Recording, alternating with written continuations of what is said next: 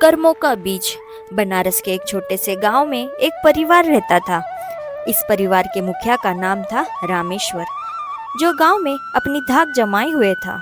उनकी पत्नी सीता भी उसके साथ हर बात में साथ देती थी। रामेश्वर का व्यापार गांव में काफी सफल था, लेकिन उसकी सफलता का आधार उनकी मेहनत नहीं बल्कि छल और कपट था।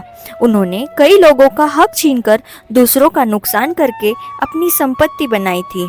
रामेश्वर और सीता के 2 बच्चे थे, बेटा शिवम और बेटी प्रिया।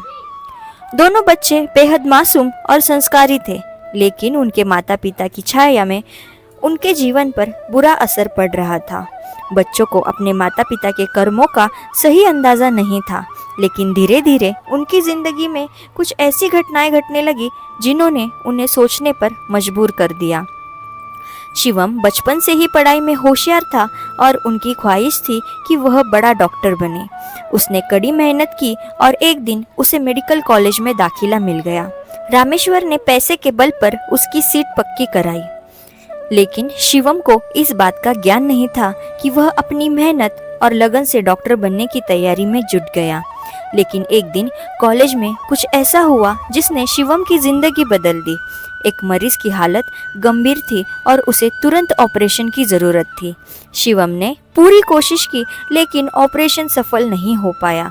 मरीज की मृत्यु हो गई और उसके परिवार ने शिवम पर लापरवाही का आरोप लगाया।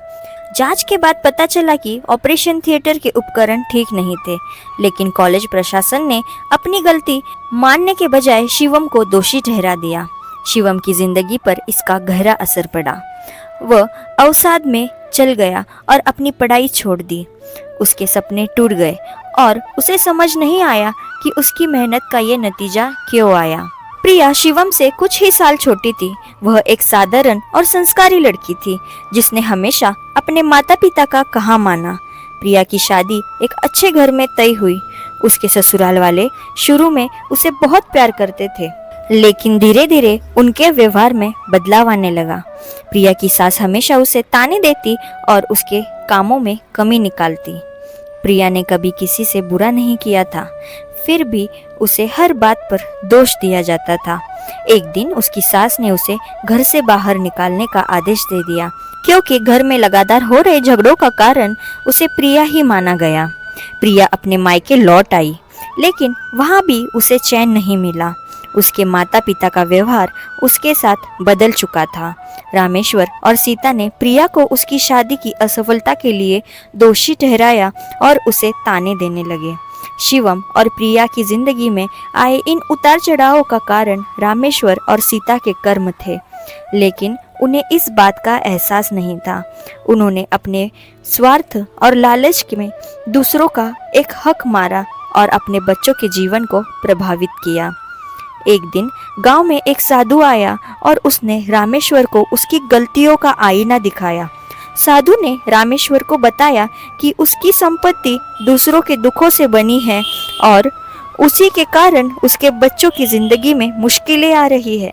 रामेश्वर और सीता को तब जाकर समझ में आया कि उनके कर्मों का असर उनके बच्चों पर पड़ रहा है। उन्होंने साधु के कहे अनुसार गरीबों को दान किया और उनसे माफी मांगी, लेकिन जो नुकसान उनके बच्चों को हुआ था उसे वे कभी नहीं सुधार सकते।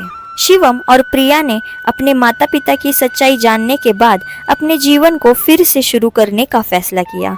उन्होंने अपने माता पिता से दूरी बनाकर खुद को कर्मों के अच्छे मार्ग पर चलने का प्रण लिया।